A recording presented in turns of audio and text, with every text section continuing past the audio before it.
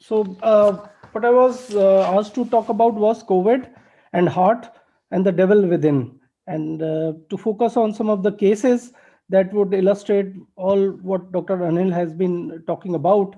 And so, without any ado, let me go there. Now, we do know that commonest clinical presentation for a COVID who gets hospitalized is respiratory, which happens to be in two-thirds of cases. But interestingly, cardiac is the second most common complication, and it happens in about one-fourth of the cases. But not only the incidence, but in those people who have heart disease due to COVID, the mortality is higher. As a matter of fact, I think interesting point is that even in recovered patients who go home, cardiac involvement is often masked. And if you look at these figures, one autopsy case analysis of patients dying of COVID disease found COVID virus in myocardium in 41% of cases. More importantly, even in people who had COVID disease and had no obvious cardiac involvement, there were MRI abnormalities in 78% of the cases, and there was an ongoing myocardial inflammation in 60%. Increased troponin levels were found in 72%. So, even if there is no obvious cardiac disease, if you do MRI, then you would find evidence of COVID disease in more than three-fourths. And in more than two-thirds have some echo findings in patients who come for get admitted for COVID disease. Interestingly, RV dilatation is the most common finding, and the cause of RV dilatation has been discussed. It could be because of pulmonary embolism. It could be because of hypoxic pulmonary vasoconstriction. It could be because of decreased lung volume available due to presence of collapse due to pneumonia. Increased PEEP in pneumonia itself can lead to cause RV dilatation, hypercarbia, use of alpha agonists, and LA pressure due to left-sided cardiac lesions. So these are all the causes for RV dilatation, and you can see it is present in about 40% of the cases of people of COVID disease who just get echocardiography undertaken. Other things are LV diastolic dysfunction about 16% and LV systolic dysfunction in about 10% of the cases. So really, majority of the patients, more than two-thirds, have some echo finding if you care to do echo in a person who has got COVID disease. Now, the spectrum of clinical cardiac manifestation is a bit different, from the asymptomatic cardiac disease. There could be acute presentations and there could be long haulers. And this is an interesting term in context with COVID, which was also present with other SARS infections, which happened in 2003. Among the acute presentations, the common ones are, of course, acute coronary syndrome, acute myocardial infarction, myocarditis, also Takotsubo cardiomyopathy, rhythm disturbances, and of course pulmonary embolism that I already alluded to. In the long haulers, I think the basic complications arise from immunothrombogenicity, what Dr. Anil was already describing, which persists long after the virus has gone away. So the increased thrombogenity or immunothrombogenity persists long after the virus has even gone away, and this was also found in other SARS infections as well in the past. And the thrombosis could be arterial, which could lead to after discharge occurrence of myocardial infarction or acute coronary syndrome, or it could be venous. Even venous thrombosis could lead to worsening of AF and complications associated with AF and prostatic valve thrombosis. So I will like to show you some of the cases which will bring out my point, and then of course we can have a discussion. So coming to the acute presentation, I just present the first case. It's a 47-year-old male presented with acute chest pain at night, 8:15, breathlessness and sweating. There were no risk factors except cigarette smoking, but he was a resident in COVID red zone. So at that point, you remember in the early in the COVID disease, the zones were divided. Some were red zones where you could not go out and you were kind of uh, mm, mass quarantined in that area. And so this person belonged to that. And this is the ECG. So you can see that there is bradycardia, and there is also myocardial infarction. So patient actually really reached our emergency department at about 8:45 p.m. with a pulse rate of 36 per minute, blood pressure 110 by 70. A diagnosis of anterior MI was made. The window period was 30 minutes. And the COVID had just started. So we had initially thought that we will do a thromboinvasive strategy for COVID patients, pharmacoinvasive strategy. So he was even immediately given IV atropine and also thrombolized with tenecteplase within 10 minutes of arrival. It was also thought that since the patient is in golden hour of the MI, which lasts up to at least 1 hour, the thrombolysis might itself be enough. And RT-PCR for COVID was undertaken and sent. Well, after thrombolysis, actually at 9:30, patient became drowsy and collapsed with a pulse rate of 116 per minute and developed hypotension. ECG at that time was suggestive of VT. So multiple DC shocks were given, and the VT was converted into NSR, but again patient reverted into VT. So more DC shocks were given, and patient was put on injection lignocaine and amiodarone. But despite all this, episodes of VT recurred and actually degenerated into VF. And at that point of time, at 9:30, pulse and BP became unrecordable. So CPR was immediately started, but there are special ways of doing CPR. There is in a COVID suspect patient or COVID known patient. So those guidelines were followed, and patient was intubated again following those same SOPs. Multiple shocks were given, and then patient was taken to a dedicated cath lab for COVID patients. So in our hospital, we have dedicated an area which we call the red zone, which is for the COVID known patients. And it also has a cath lab, which of course we desanitize every time the case is done, but that is a dedicated cath lab for COVID known or COVID suspect patients. So patient was shifted to cath lab on ongoing CPR. With ongoing CPR, angiography was undertaken with full personal protective equipment and other equipments and sanitization. Even lead is, we have a special lead only for this purpose, which is of course desanitized after every procedure, but we keep even lead gowns for this kind of thing. Other things are disposable. The angiography revealed ostial LAD occlusion. Flow was achieved in LAD at 10:05. DS was placed, and then patient, because we still did not know whether he was COVID positive or negative, patient was shifted into the yellow zone awaiting the COVID confirmation. Meanwhile, next day the COVID came out positive. So at that point of time, patient was shifted to a dedicated COVID facility, which happens to be trauma center of our All India Institute of Medical Sciences. So he was shifted there in the dedicated COVID facility, and the ward he was there in the yellow zone was completely, sanitized before taking in any more patients. Meanwhile, patient remained stable in the special COVID facility, and he was mobilized in the usual manner and discharged from COVID facility in a stable condition on DAPT. So, what are the take-home messages with this particular case? Now, COVID, due to increased thrombogenicity and increased matrix metalloproteinase secretion and also mental stress, is a potent aggravator and can precipitate plaque rupture, which leads to rather aggressive type of acute coronary syndrome because of increased thrombogenicity as well. So I think here we need not, we have to little bit deviate from the guidelines where we think that thrombolysis can be done in golden hour, and probably are towards doing primary PCI kind of situation, because the patient happens to have more aggressive kind of ACS, which may not very easily respond to thrombolysis. Otherwise, the principles of treatment of ACS remain same, and primary PCI, as I already discussed, seems to have the better outcome.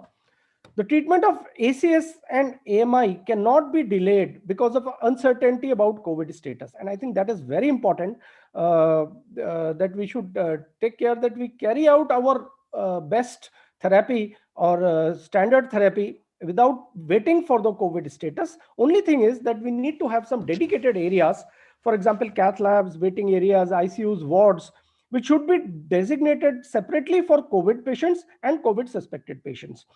And if you see on the right side, this is a typical hospital which has been divided into 3 zones. The yellow one is the COVID suspect area, the red zone is COVID known area, and the green zone is possible COVID free area. So these are the 3 areas. Until we get the final confirmation of COVID in or out, I think patient has to be kept in the yellow zone.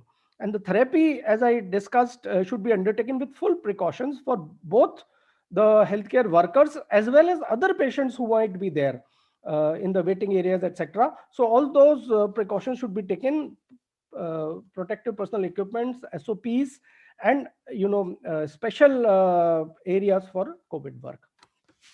Now, coming to the second case I'd like to present, it was a 25-year-old girl. She presented with evidence of dyspnea on exertion class 3, which became class 4, but there was no history of fever, no chest pain, slight hypotensive, as you can see, and tachycardia, and tachypnea as well, and oxygen saturation was 92% on room air. Otherwise, there was S3 murmur, S3 sound, and bilateral basal crepitations. This is the ECG, and you can see that there is evidence of sinus tachycardia.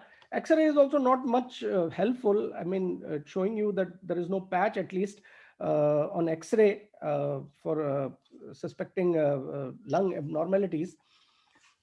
Hemoglobin slightly on the lower side. These are the reasons, but the patient turned out to be COVID positive. And there was a slight elevation of troponin, elevation of BNP, also slightly hypothyroid. D-dimer were elevated. So it showed ongoing immunothrombogeneity in this patient with COVID infection, and probably that was the reason for her situation. Echo showed global hypokinesia of both LV and RV types, actually. Ejection fraction being about 20%. LV on the upper limit of normal, moderate MR, probably functional. Moderate TR also, again, probably functional. RV slightly dilated, and mild circumferential pericardial effusion. So basically, on the basis of this, all this, a diagnosis of myocarditis was made, which the confirmatory test, of course, for myocarditis is cardiac MRI, and which showed LV dilatation, mild RV dilatation as well. The important thing that we saw on MRI was subepicardial enhancement and subepicardial scarring, which is diagnostic of myocarditis. I mean, not diagnostic, but highly suggests myocarditis at least. And this was the picture. So a diagnosis of myocarditis was made. Now, how to treat myocarditis? That is the question. Of course, in this patient, because there was hemodynamic alteration, hemodynamic monitoring is necessary. Radial line, Swan-Ganz catheter for wedge pressure, weight, and urine volume estimation. Inotropic support was also required because, as you might remember, blood pressure was slightly on the lower side. IV dobutamine happens to be the best drug, with the aim to achieve a systolic blood pressure of at least 100 and mean arterial pressure of 65 with good urine output. So all that was given. More importantly, patient has got electrolyte imbalance. There is a dilutional dyselectrolytemia, hypervolemia, hyponatremia, and hypokalemia. For this, fluid restriction is the best thing, to restrict less than 1 liter, trying to achieve a pulmonary wedge pressure of about 14, but also requiring some potassium supplementation orally, and diuretic therapy, 2 milligram per kg furosemide. ARBs and vasodilators were also started once blood pressure picked up to more than 100 millimeters systolic blood pressure. Since saturation was 92%, oxygen was also required by NIV, and low molecular weight heparin was also started in view of her thrombogenic condition and risk of developing other complications. Immunosuppressant therapy was also started as a specific therapy for immune dysregulation, and also as an anti-inflammatory agent. IV methylprednisolone 500 mg per day was started, and immunoglobulin 80 mg per day was also started. Uh, Antiviral therapy, specific antiviral therapy, as you might remember, at that point of time in the early during the course, it was thought that hydrochloroquine could be a good idea as an antiviral agent. So she was indeed started on HCQ therapy, 400 mg. This is the usual dose. And by that time, remdesivir had also come, and so that IV dosing, loading, and maintenance dose was also started, specifically addressing the COVID infection. Now, patient, of course, with all this became comfortable. Hemodynamics improved, as saturation improved. There was no acidosis on ABG, blood pressure improved, and we could taper off the NIV pressure support.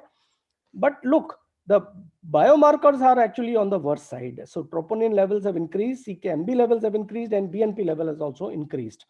So this was a bit worrying, but we thought everything is, patient was symptomatically better, other things had improved.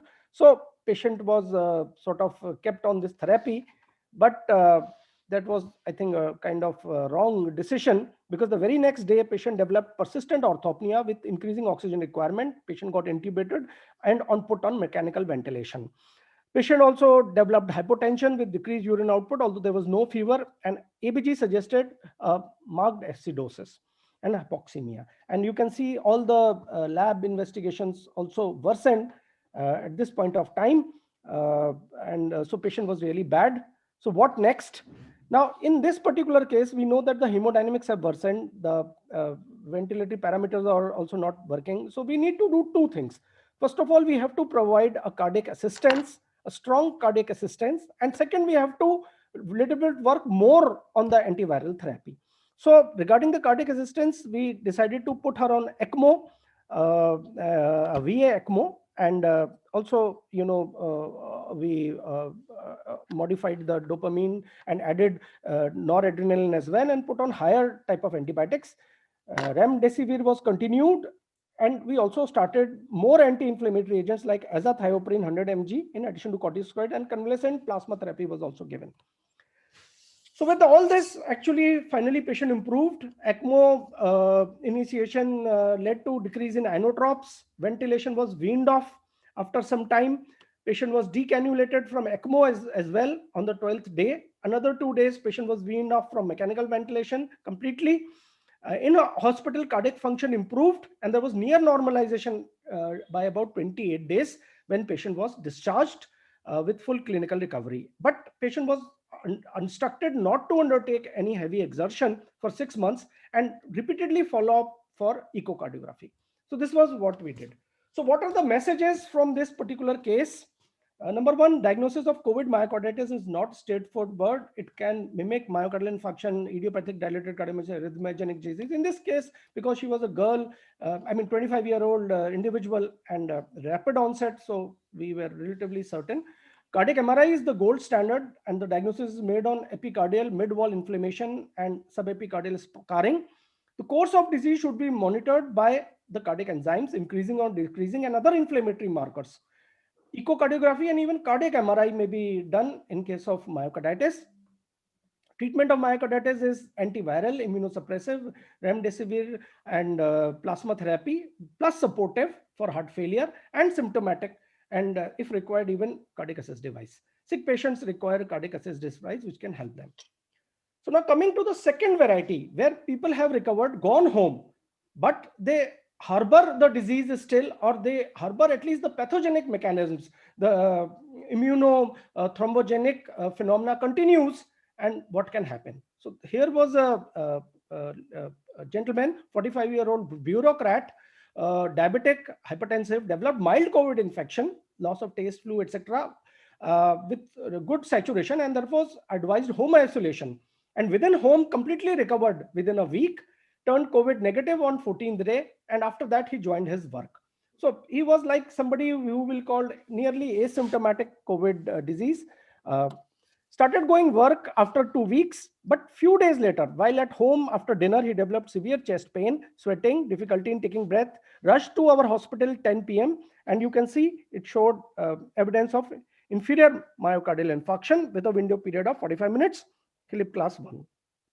Now, within casualty, patient had sudden cardiac arrest, and on monitor we saw VF. We gave DC version, brief CPR, 300 mg amiodarone given, and this is the ECG that this patient had at that point of time. So we decided to do a PCI. Patient was again developed in between.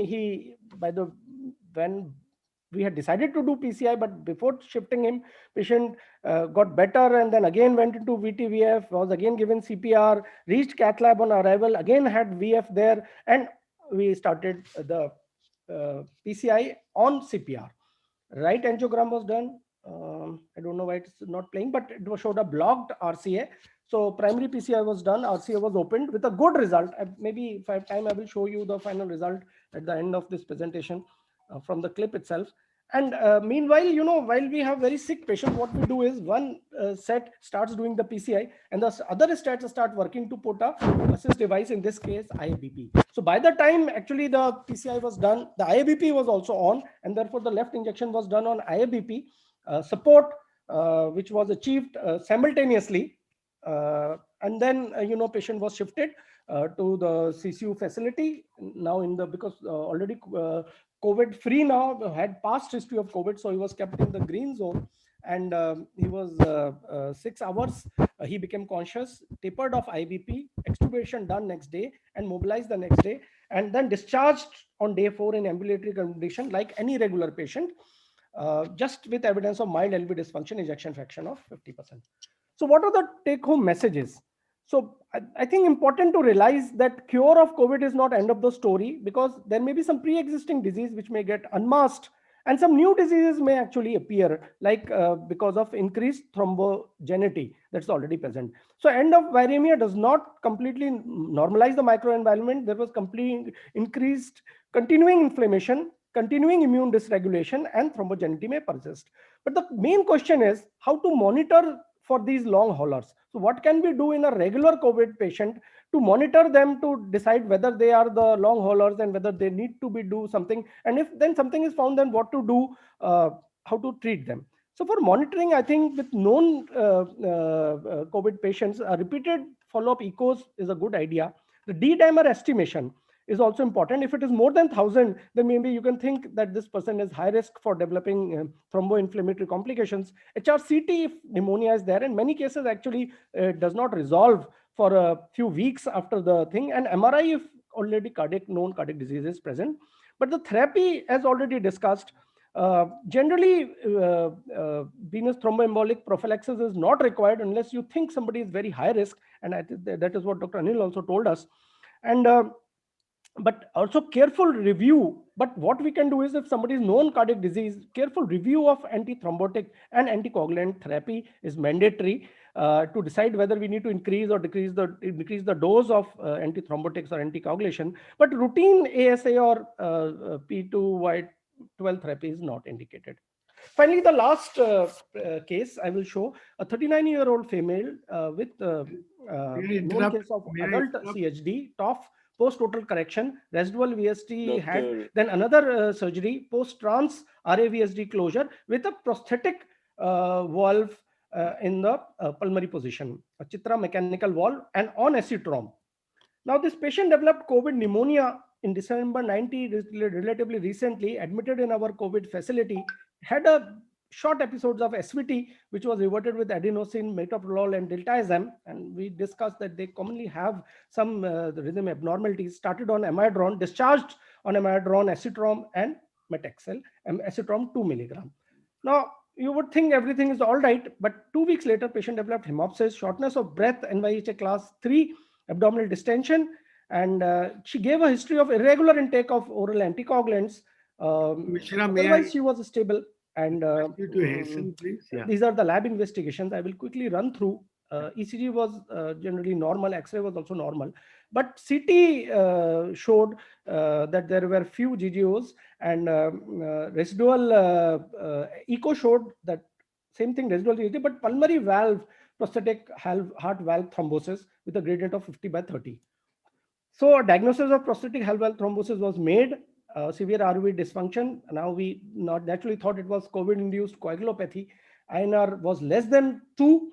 Despite the regular, we should have increased the dose of acetrom before discharge.